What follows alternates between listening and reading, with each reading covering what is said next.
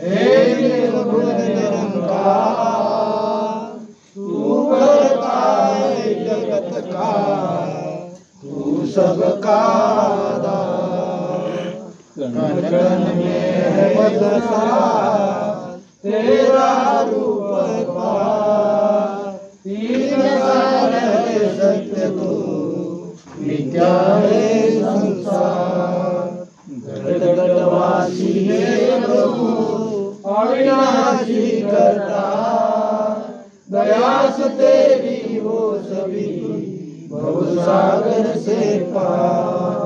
निराकार साकार तू जग के पालनहार, है बेअंत महिमा तेरी दाता परंपार। परम पिता परमात्मा सब तेरी संतान, भला करो सबका प्रभु सबका हो कल्याण। भला करो सबका प्रभु सबका हो कल्याण। आश्रय तव आधार तुझाची, तन मन ओवाळीन माझे। म्हणे दाता आठ प्रहरही गुणगान गाईन तुझे। होत नसे जोवर तव आज्ञा, कुणा चालणे शक्य नसे। काही करू न शके अवतार, इच्छेने होत असे। काही न करू शके अवतार, इच्छेने होत असे। सद्गुरु माता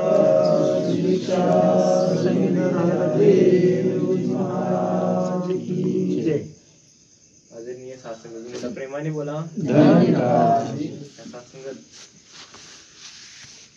आनंद होतोय तुम्हा संत महापुरुषांचं दर्शन करून। कारण खूप दिवस झाले, जसे महात्मा बोलून गेले की कोण आलं नाही, तर दासला वाटते की पहिल्यांदा दासच आला नाही। प्रेमाने बोला।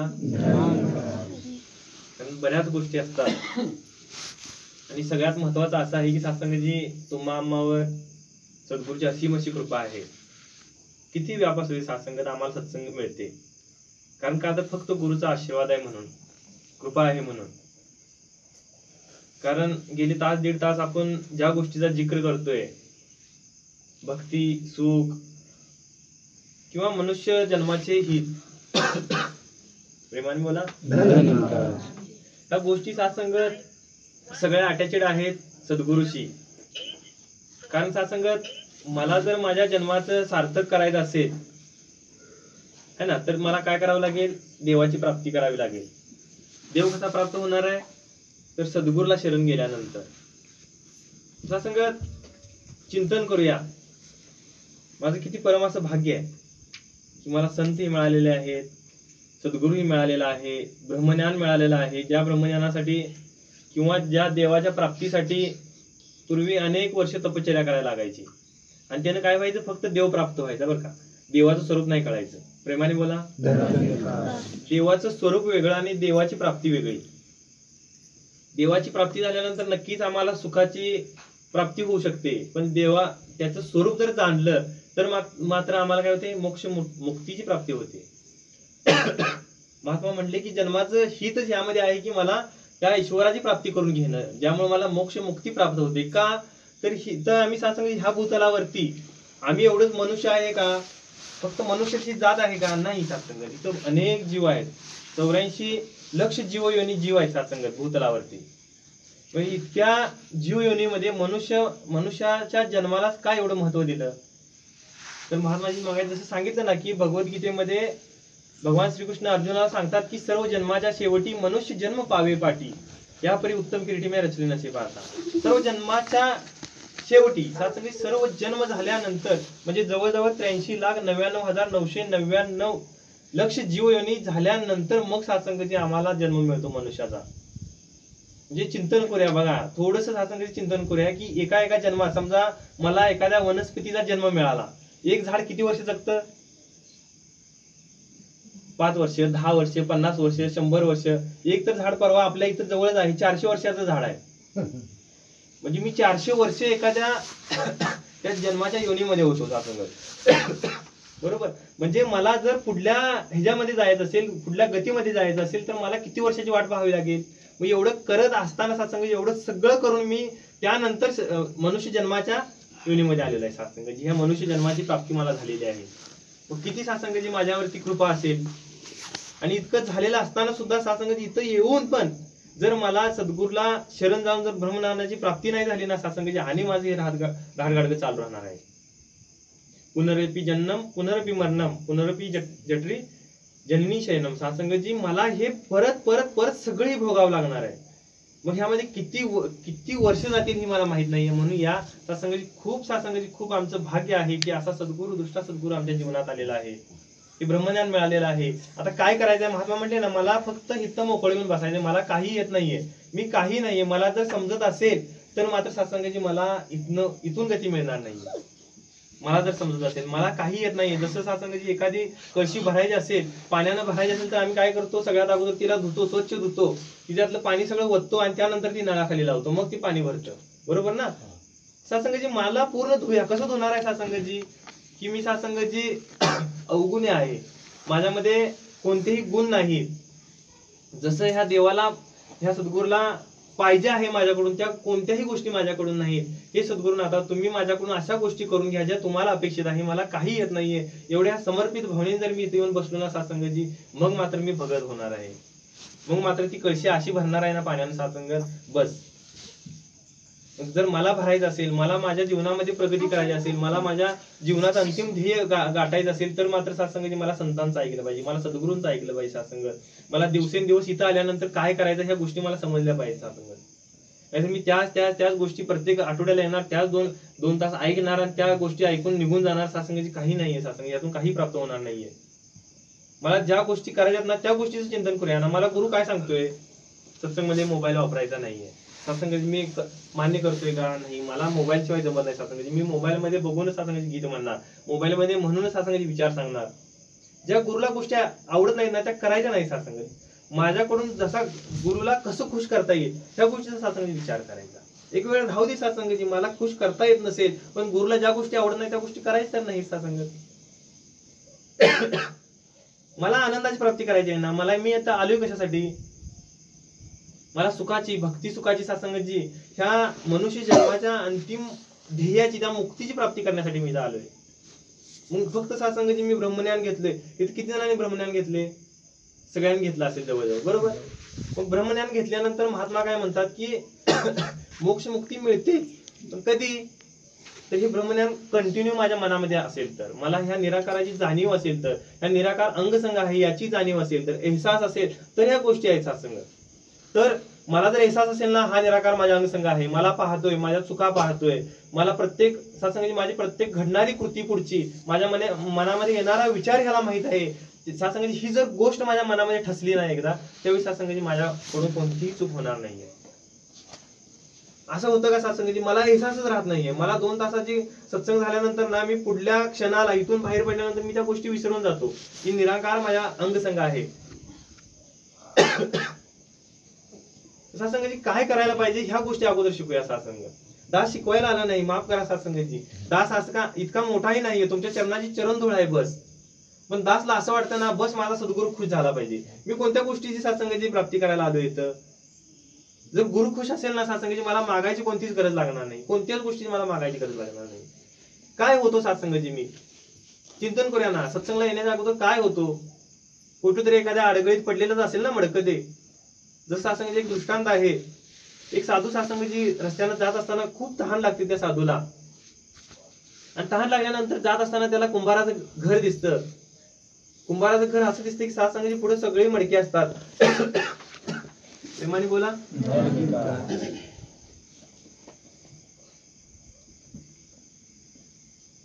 पुढे मडकी लावलेली असतात आणि साधू सासंगी तिथे जातो आणि त्या कुंभाराला म्हणतो की मला खूप तहान लागलेली आहे आणि मला तुमच्याकडे पाणी मिळेल का. आता साधू आलाय म्हटल्यानंतर ती कुंभारही खुश होतो. कुंभार पटकन पाणी घेऊन येतो, साधूला देतो आणि साधू पाणी पितो होतो. साधूलाही आनंद होतो. साधूचं इकडे तिकडे निरीक्षण चालू असतं.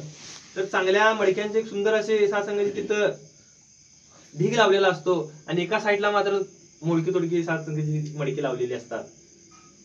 त्यातलंच एक मडकं दिसायला तर चांगलं असतं. साधू म्हणतो दिसायला तर मडकं चांगलं दिसतं, तुम्ही साईडला का ठेवले, त्या अडगळीत का टाकलेलं आहे. तर तो कुंभार म्हणतो की दिसायला तर चांगलं दिसते पण ते गळते.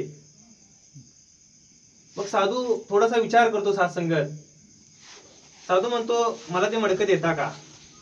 कुंभार म्हणतो महाराज तुम्ही मागून मागून ते गळकं का मडकं मागताय, चांगलं मागा, चांगलं घेऊन जावा तुम्ही. साधू म्हणतो मला द्यायचं असेल तर तेच मडकं दे, नाही तर नको. नाही इलाज असल्यामुळे तो कुंभार काय करतो, ते मडकं उचलतो आणि त्या साधूला देतो. आता बघा काय होतं, संघ आता कोणाचा लाभला, साधूचा लाभला. त्या मडक्याला होतं तर गळकच होतं, ते पडलं होतं अडगळीत, पण आता संघ लागला साधूचा. हा संघ जे साधूचा संघ लागल्यानंतर साधू घेऊन गेला त्याला आपल्या सोबत, स्वच्छ असं धुतला, त्यामध्ये पाणी भरला आणि ज्या मंदिरात साधू राहत होता त्या मंदिरात हा संघ जी महादेवाची पिंड होती आणि त्या पिंडेवरती नेऊन लावला. आता त्या गळणाऱ्या मडक्यात काय झालं, ती पाणी गळणार सुद्धा त्या पिंडीवर पडायला लागलं सातसंग. त्याच्याकडून सुद्धा त्या पुण्याच्या गोष्टी सुरू झाल्या. जे भक्तगण यायचे ना त्या पिंडीला नमस्कार करायचे, त्या मडक्याला पण करायचे. चिंतन करूया सातसंगाची मडकं होतं कुठं, आलं कुठं, आणि सातसंगाची आता नमस्कार मात्र त्या गळक्या मडक्याला होऊ लागला. काय होतं सातसंगाची, आम्ही हेच होतो. दास तर असा होता, दास तर स्वतःला असा समजतोय. सातसंगाची सद्गुरूंनी खूप कृपा केली सातसंगत, आम्हाला इथं आणले. सातसंगाची इथं आणलेच नाही तर आज इथंही बसवले. गुरुची कृपा आहे सातसंग. फक्त मला हे जाणलं पाहिजे सातसंगाची की माझा गुरु मला द्यायला आलेला आहे आणि मला गुरुला कसं खुश करायचं हे मला सातसंगाची ते गुह्य जाणलं पाहिजे, तर मला सातसंगाची सगळ्या गोष्टी मिळणार आहेत. तिथं सगळेजण सातसंगाची भगत म्हणूनच आहेत. प्रत्येक जण सातसंगाची इथे यायच्या अगोदर कोणत्या ना कोणत्या देवाची भक्ती करत होता. आणि सातसंगाची शास्त्रात सुद्धा ह्या भक्ताचे 4 प्रकार सांगितलेले बरं का. आपण असं म्हणायचं नाही की मी एकटाच भक्त आहे. 4 प्रकार आहेत सातसंगाची. पहिला आहे आर्त, दुसरा आहे अर्थार्थी, तिसरा आहे जिज्ञासू आणि चौथा आहे ज्ञानी. आर्त कोण असतो सातसंगाची, की त्याला जीवन जगत असताना दुःखाची प्राप्ती होते आणि त्याला सुख पाहिजे असतं सातसंग.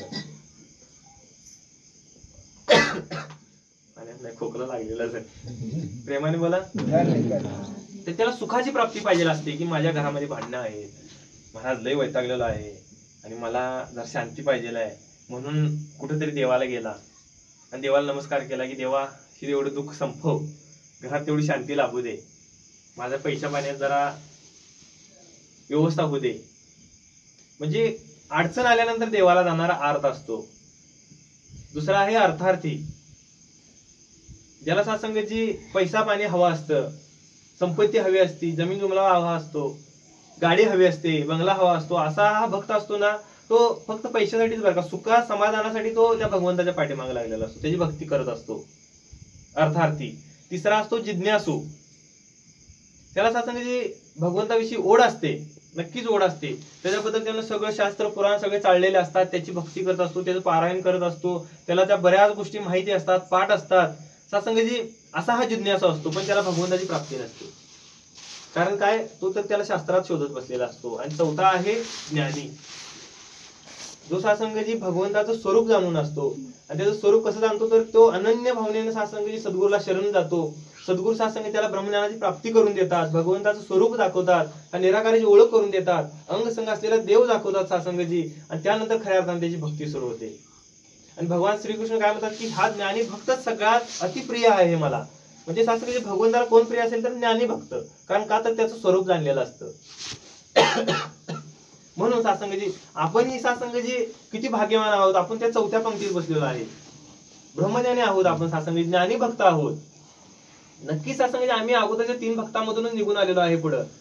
कधी तर ज्यावेळी आम्हाला त्या सद्गुरूंनी सद्गुरूच्या जीवनामध्ये प्राप्ती झाली आणि सद्गुरूंनी ब्रह्मज्ञान दिल्यानंतर सातसंगाची आम्ही आलो कुठं 4थ्या पंक्तीमध्ये, ज्ञानी भक्ताच्या पंक्तीमध्ये आलो. सातसंगाची आम्ही जाणलेलं आहे. फक्त सातसंगाची आम्हाला गरज आहे की मला भगवंता आता काही येत नाही, करून घेणारा तू आहेस, माझ्याकडून काही होत नाहीये. मी सातसंगाची मगाशी गीत घेतलं ना कोणी की दिवस काय रात्र गेली दिवस गेले, जन्मा येऊनी काय केले सातसंगाची, हीच गोष्ट सातसंगाची माझ्याबद्दल होती. पण आता मात्र सातसंगाची असं राहिलेलं नाहीये.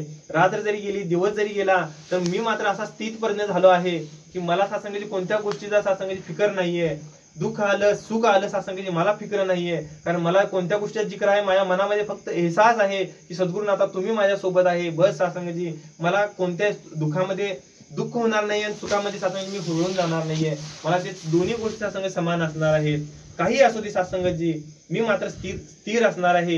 ही चांगल्या भक्ताची सत्संग, ज्ञानी भक्ताची सत्संगाची गुण आहे, वैशिष्ट्य आहे. म्हणून या सत्संगाची अशा गुणाची सत्संगाची प्राप्ती करूया. सत्संगाची ओ आईना है जिसमें देखकर भगत खुद को सवारता है सत्संगाची. इथं आल्यानंतर स्वतःला सावरूया सत्संगाची. जसं आम्ही कुठेतरी जाताना सत्संगाची आरशामध्ये बघतो, स्वतःला सावरतो, तसं इथं आल्यानंतर मला सत्संगाची हा सत्संग सद्गुरून आरसा दिलेला आहे सत्संगमध्ये, की माझ्यामध्ये कोणते अवगुण आहेत ते मला काढायचे आहेत. इथं आल्यानंतर सत्संगाची माझी नजर अशी पारखी पाहिजे की समोरच्यामध्ये कोणते गुण आहेत ते माझ्यामध्ये घ्यायचे आहेत. कोणत्या गुणाने मी सत्संग युक्त झाल्यानंतर अजून सुंदर बनेन, कोणत्या गुणाने युक्त झाल्यानंतर मी सद्गुरूला अतिप्रिय होईन. सत्संगाची प्रेम, नम्रता, सहनशीलता, विशालता आणि सत्संग हे दैविक गुण जोपर्यंत माझ्या हृदयामध्ये येणार नाही तोपर्यंत सत्संगाची मी भगतच होऊ शकणार नाहीये.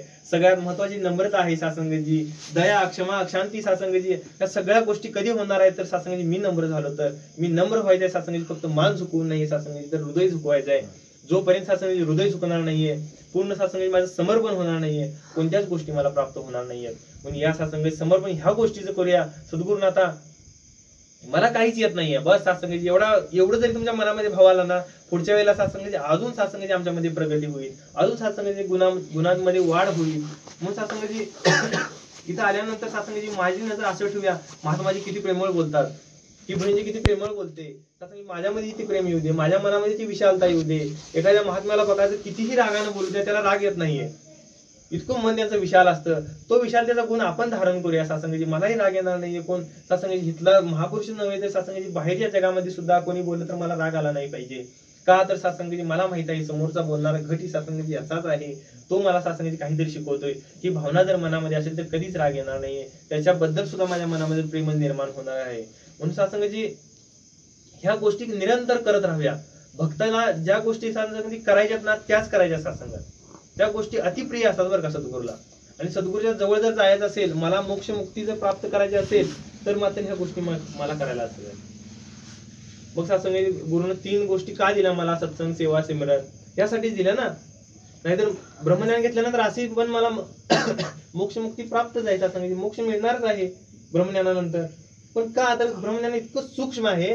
सद्गुरू स्वतः सांगतात सत्संगाची शहंशाहजी सांगायचे की ब्रह्मज्ञान इतकं सूक्ष्म आहे की हे माझ्यापासून कधी निघून गेले मलाही कळणार नाहीये. म्हणून सत्संगाची मला ह्याचा कायम एहसास राहण्यासाठी हा निरंकार माझ्या अंगसंग आहे.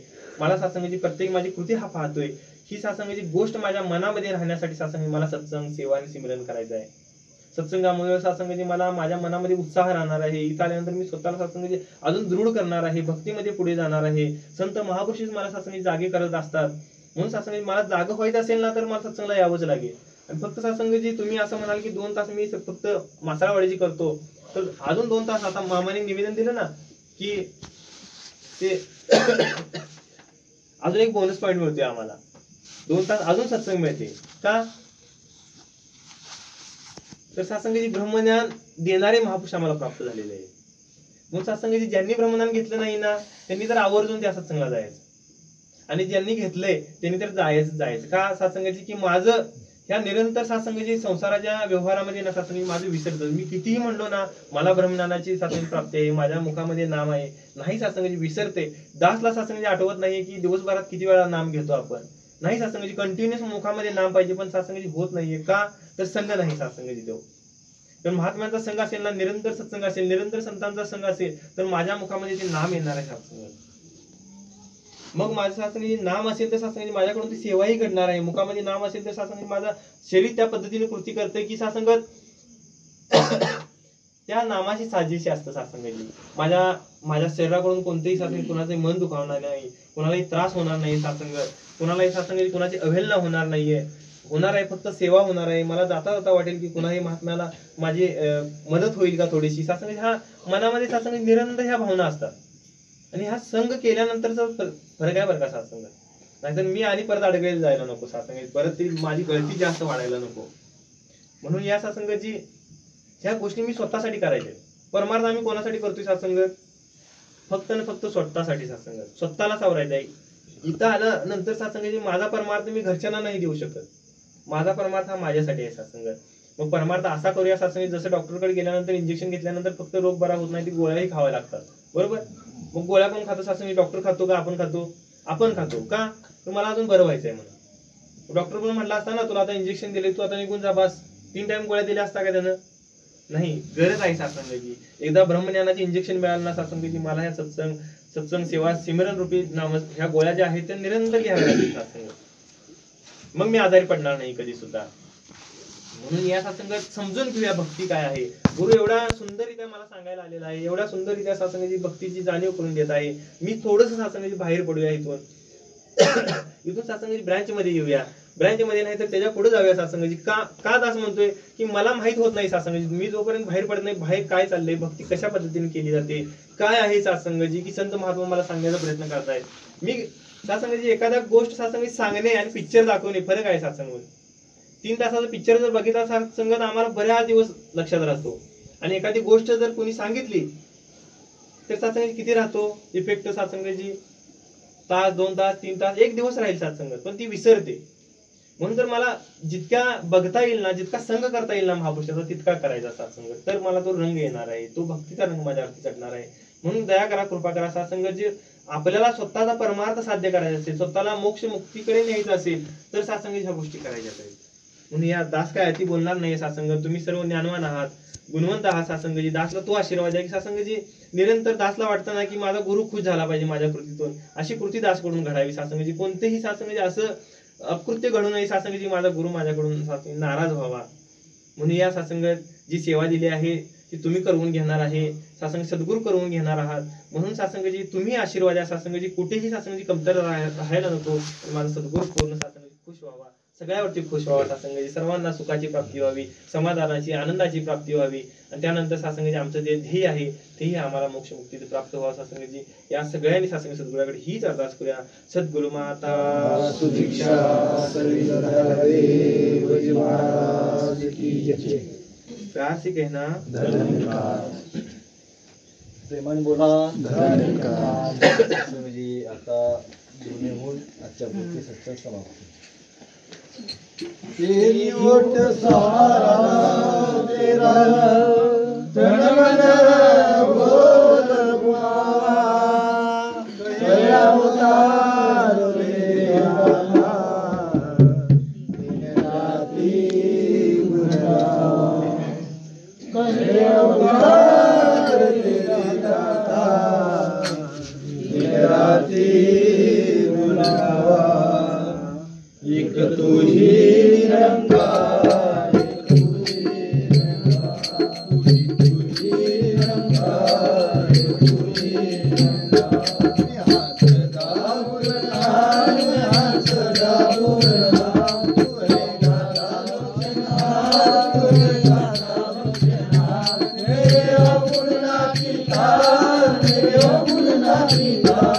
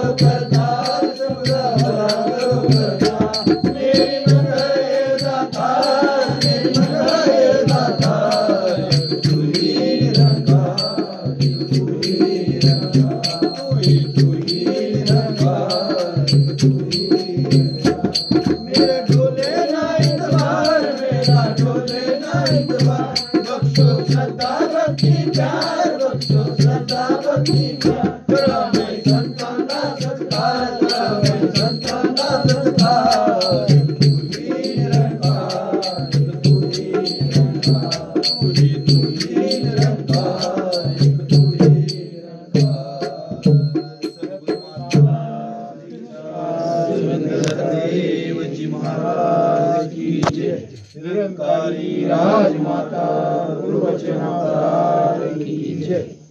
सत्संगजी प्रेमाने बोला. धन्यवाद.